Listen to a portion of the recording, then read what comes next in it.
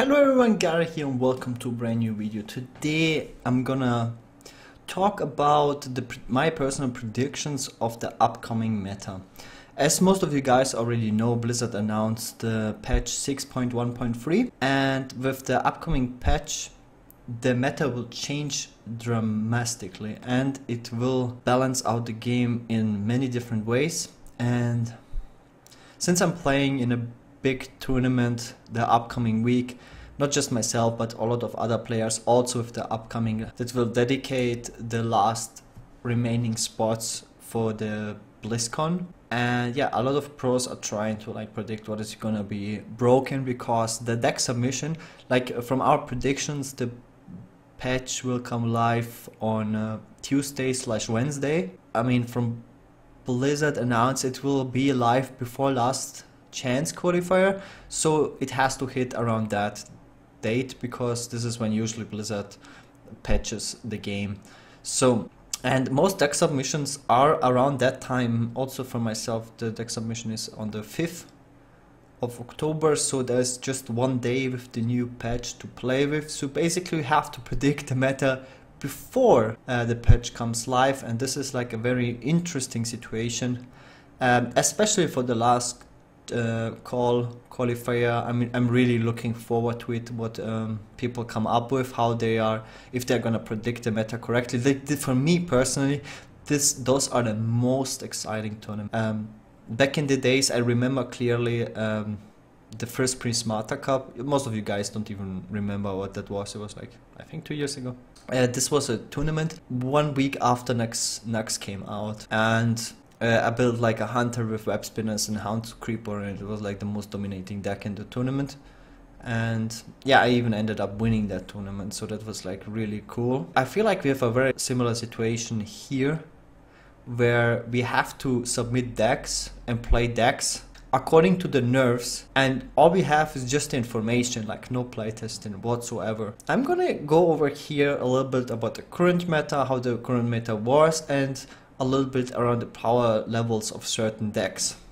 I will also put in the description a link to the meta snapshot, because I think this is a pretty good estimate of the meta and also a description of the current meta of the game. First of all, I think the tournament meta is not that much different than the ladder meta. It's just that you tech a little bit different, but overall you play same classes, because the most popular tournament format is still Conquest, and in Conquest you tend to just bring the strongest decks. In Last Hero Standing it's different. This is why we see people bring Priest from time to time and Freeze Mages and all those decks you don't really face on ladder, because Last Hero Standing is just very different. This is why I personally also like Last Hero Standing more than Conquest, because you can bring those weaker decks that target specific strategies and lineups, but you don't get punished too much for just losing with them. So this is why I enjoy it a lot, and yeah, so you have a much bigger variety of decks and so forth. In Conquest you cannot be, I wanna say that stupid. If you bring Priest in Conquest you get really punished, because you have to win with all your decks, and Priest has a tendency to just underperform against the other tier 1 classes. So what do we have? In what kind of situation are we right now? So Druid, especially the Malygos Druid, is considered a tier 1 deck, and a big part of it is, in my opinion, also the York Saron.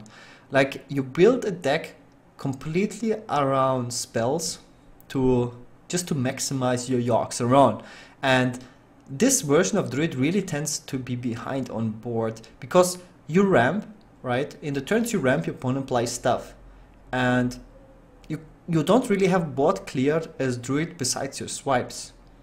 And sometimes you run a mulch, but mulch also gives your opponent another minion. So the Druid cannot really outlast with that deck any deck.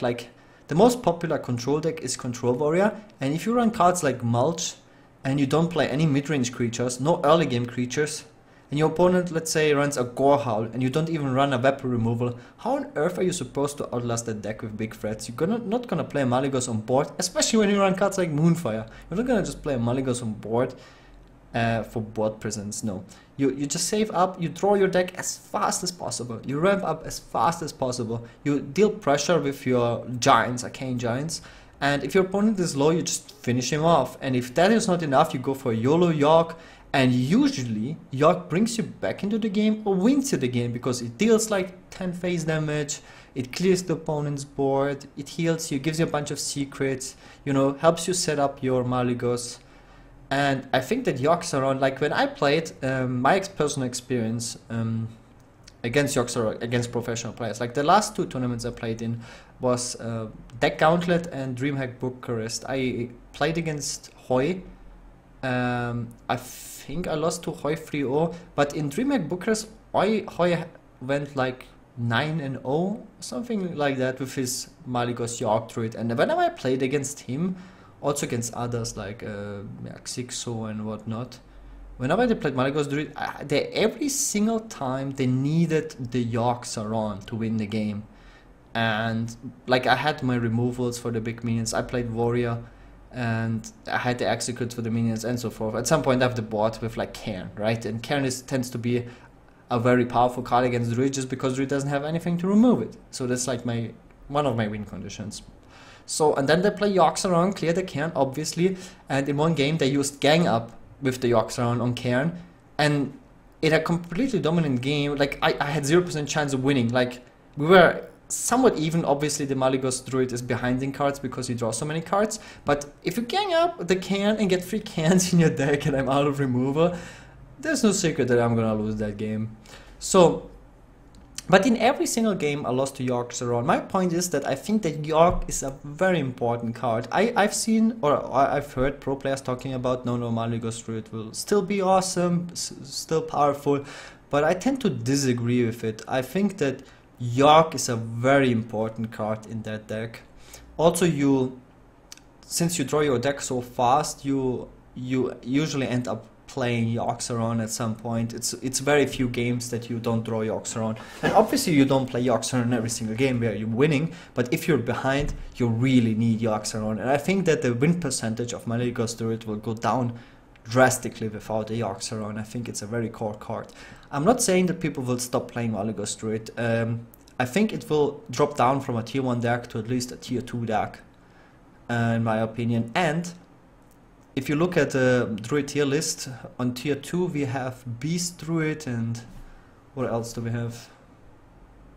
No, it's not even tier 2, it's tier 3, Beast Druid and Ram Druid. And I think the other archetypes of Druid are coming back more. So I think it's pretty easy to predict that Druid will still be a very playable deck, because not much has changed for Druid. Only Yoxaron got nerfed, but I think that the Yoxaron is a big nerf for Druid, because all the strongest Druid versions right now that are played in tournaments and on ladder do have Yoxaron in their deck, and I don't think you will run a Yoxaron anymore. So, and with that, I don't think the Malygos Druid is strong enough, because people like tend to not overextend the board, because they know if they do, he will just play Yoxaron and clear the board. So you can always flood the board, you know Druid cannot remove it, and there's no more the threat of Yoxaron. I think Druid will get a big hit. So Druid gets much weaker, that's a big deal. I don't think that Druid will be weaker in terms of the class, because we will see Beast Druid, we will see Ram Druid, we will still see Malygos Druid. Yeah, Druid will be very strong, but I don't think the dominance of Yorks around Malygos Druid will be there anymore, which really dominates the meta, and then you have to pick decks according to it. Like right now we have Druid, Malygos, York Druid, we have mid-range Shaman, Aggro Shaman, let's call them Totem Shaman, mid-range Shaman and Aggro Shaman. We have Ensoft Warrior, Control Warrior, Dragon Warrior, and those are the 3 dominant classes. I would consider them also in tournaments the tier 1 classes. Every single ban strategy evolves around those 3 decks. You rarely, very rarely see another deck. If you have one ban, it's almost always ban Warrior, ban Shaman, or ban Druid. I think the 4th class would be ban Warlock, but that is like a very, very rare case. Usually it's every single strategy around those 3 classes.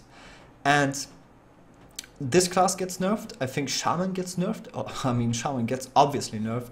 Rockbiter got nerfed. Tusker Totemic got nerfed. Indirectly Doomhammer got nerfed. And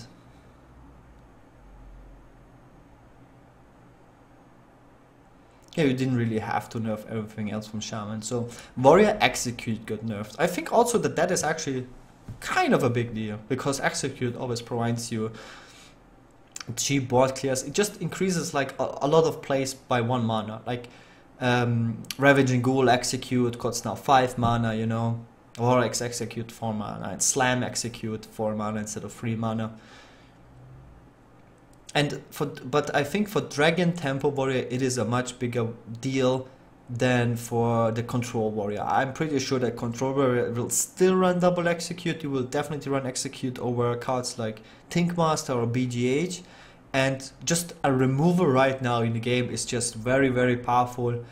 And yeah, there's no other available option, and if you play Control Warrior you need the removal card. Shield Sam is just not enough, so I'm pretty convinced that you still run Execute. But I think the more aggressive archetype of Warrior, like, it is already seeing less play just because of the dominance of Shaman and Hunter. Hunter is like counted as a tier 2 deck, and I'm gonna be very curious about how if this is gonna change. Hunter might actually be tier 1, but Hunter also gets nerfed, but I'm getting to that. So we have the dominant class of Shaman. I think that Aggro Shaman, I thought about this for 2 days, and I think it will be close to unplayable. As I think that Tusker Totemic, I've talked about this to a couple of people, that Tusker Totemic is pushing the win rate of aggressive Shaman by a lot. And without Tusker Totemic, I'm not sure that people are gonna run Tusker on the ladder in aggressive Shamans. And just when you think about it, I think the biggest nerf for Aggro Shaman is Abusive. Also for Zoo. Abusive has 2 roles. Obviously it enables you very cheap trades with your minions, but when you go first, oftentimes if you have an Abusive, you just play it on turn 1, like a Lepanome. You play it as a 2-1 to give you some sort of pressure. You usually don't keep him. In an Aggro Shaman you don't keep him. If you don't have another 1-drop, you play him. But now that's not possible anymore. Also for Zoo it was very important that the Abusive had 2 attack, so you enabled the trades afterwards. You trade with one of your minions and your 1-3 or whatever, and then you have the 2-1 to trade into opponent's Flame Imp in the mirror or whatever. It was a big deal that Abusive had 2 attack. And I think a 1-1 Abusive, even though it seems playable, like Lepanome also on the first looked playable, right? It looked like an average card. 1-1 deals to them, should be playable in face decks, but face decks died out. And we have never seen Lepanome being played again, ever. Maybe on like the bottom ranks of the ladder, some people are running Lepanome, but I personally haven't seen Lepanome on the ladder, on High Legend, on you know, the high ranks. I've never seen anyone running Lepanome anymore. And I think the same will happen with Abusive. It's just not powerful enough. And it's hard to replace. Like, you can replace Tusker with probably the Agent Horse Rider, and you will probably still run the Doomhammers. I mean, yeah, obviously run Doomhammer. You will probably still run the Rockbiter. It is much weaker to have the Rockbiter for 2 mana, but you have to run it. But the Abusive Sergeant, I think that is a big nerf, because you're already lacking so many 1-drops. Like, you have to run Squires a lot of the times, but when you run Squires you have to run Abusive, but if you can't run Abusive anymore, the Squire gets so much weaker, then you have to run Flame Token. I just think the Aggro Shaman version is just so much weaker that people will probably test it again. Maybe they try to build a version with Leroy Jenkins, I don't know, but I think for the first weeks Aggro Shaman will definitely disappear. For the first weeks or month, Aggro Shaman will disappear. I don't think that people will play it. I'm pretty sure, like, I will come to this, that this meta will slow down first, for sure. People will run a lot of Murloc, like in the first 2 weeks, Murloc Paladin will spike. Because people will run very greedy Control Warrior lists, they will run a freaking Malkazar Control Warrior ladder and whatnot, right? Try to outgreed everyone. And then Druid as a very fair matchup against the Control Warriors. People will run Ram Druid, Beast Druid, you know. I think it's pretty skill matchup. Both decks can beat each other, and that is healthy for the meta. Like, the Druid is not heavily unfavored, it can beat him. Warrior is not heavily unfavored, it can beat him, you know. Then tags will come, and it's gonna be a cool matchup. And then Murloc Paladin again. Murloc Paladin can beat this deck, and Murloc Paladin can beat this deck. Then we have this triangle of this can beat this, this can beat this can beat this, and this can beat each other. So this is awesome, right? And when we have this scenario, because Shaman gets nerfed, like Shaman was like around, it was up to 40% represented on ladder. Yeah, I think the overall statistic was around 20%. That Shaman was represented on ladder, but this is gonna go down. Mid-range Shaman will come back, will be playable for sure. Is it gonna be tier 1? I'm not sure. It will be tier 2. Like we've seen Muzzy climbing to first legend on NA, and he was running lightning bolts instead of rock biters. He was running still Tusker Totemic, and I'm not sure how big of an importance Tusker Totemic was for his run. And it's very difficult to actually replace Tusker Totemic for the Thing for Belows, because the deck already runs double mana tide. Are people gonna play Unbound Elemental? I'm actually not convinced. Even with the lightning bolts, I don't think Unbound Elemental will just replace Tusker. And yeah, not running Tusker will definitely nerf Thing from Below. I'm not sure how strong mid-range Shaman will be, but let's say at least tier 2, okay? So mid-range Shaman will be there, but it will not be as strong as it was. Like, it will be a big difference. So Druid can beat it because there's not this auto win, this 40% auto win chance on turn 3. It's a big deal. Like every time they roll a Mana Tide or Totem Golem, this deck and even this deck were struggling so much. So Shaman gets like pushed down by a lot. So we have very fair matchups between Shaman and Warrior, Shaman and Paladin, and Shaman and Druid. And I think when I look at it right now, I don't think that those decks are super favored against each other, depending on how you build the deck. So we will definitely see, because those decks were not getting pushed out nowhere with just nerfing 1 or 2 cards, if they were so dominant in this meta. So we have Druid, Shaman, and Warrior and Paladin, and they seem fairly equal against each other. And I'm gonna come back to Rogue very soon, but when I look at Midrange Hunter is very good versus Control Warrior, and it is very good versus Druid, if you play a minion-based Midrange Hunter. And if there's no Yorks around, I mean, I think it can go both ways. Like, I brought Midrange Hunter to recent tournaments, and it was performing very well for me, especially against Warrior and Druid. And and as I just mentioned, Druid is getting nerfed. There's no this YOLO, just spam all your spells and then slam down Yorks around. That's not gonna happen anymore. So it's a much more predictable game. And Shaman gets nerfed a lot. Like, Shaman was the worst matchup for Hunter, but it gets nerfed by a lot. And another big counter to Hunter, what kept Hunter in check the most were Shaman and Zoo.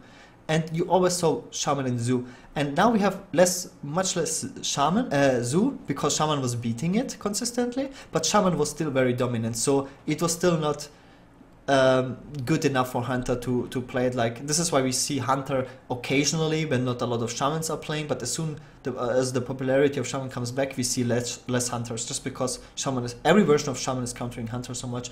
But I think with the nerfs of Shaman, I think that Hunter, especially with the increased population of Warrior, Paladin and Druid, I think that Hunter is also coming back more dominant.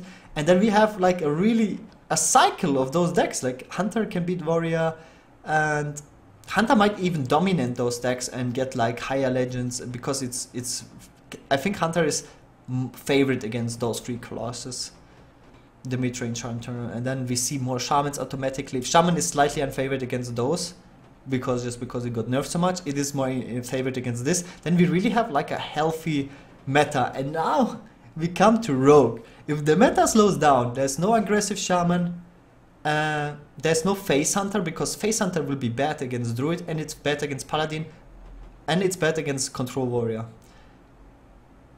Then you have to play slower Hunter. And if you play a slower Hunter, no Face Hunter, we don't play aggressive Shaman just because it got nerfed so much.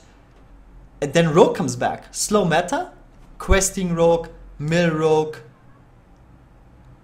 Miracle Rogue, you name it. Burger Rogue. It can beat all those decks. Murloc, Ends of Paladin, slow Control Warriors, Druids, Ramp Druids, Midrange Hunter, slowest Hunter. Shaman, if a Shaman, then a slow Shaman with Bloodlust, no Doomhammer. Rogue, my prediction is Rogue will come out in full force and dominate.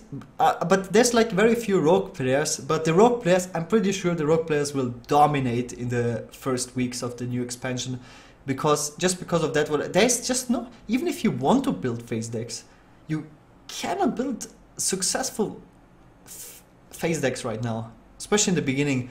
It really comes down to if you, I'm pretty sure Hunter will be bad because of no abusive. Like Hunter is already struggling to build any version of aggressive Hunter. And now with the abusive nerf, there's like no way Hunter is coming. This is, by the way, remember this is all before the next expansion comes out. This is just as soon as they release the new patch.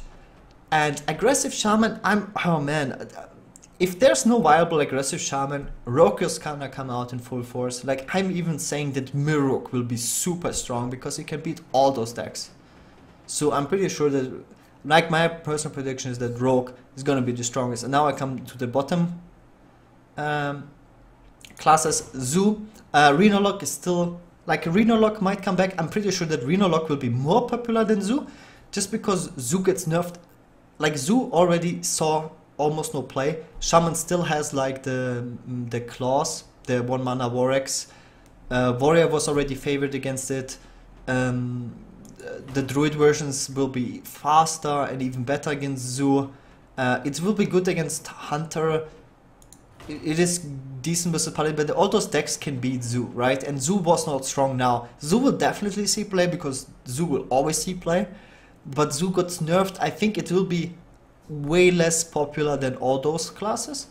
And if there will be a Warlock, I'm pretty sure it's more likely to bring Rhinolock, because if the meta slows down, it will struggle against Warlock Paladin, but I think it will perform better against like Warrior, against Rogue, against against Shaman. You know what I'm saying? I think if people, like the popularity of Warlock, if they bring a play Warlock, it's probably 60% Rhinolock and 40% Zoo. Maybe just 55% Rhinolock and 45% Zoo, something like that. But I think that Rhinolock will be slightly stronger than Zoo.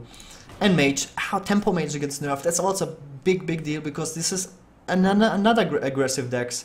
Like those 3 decks were like the core. I guess those 4 decks, Zoo was not really, I mean, it was pretty aggressive.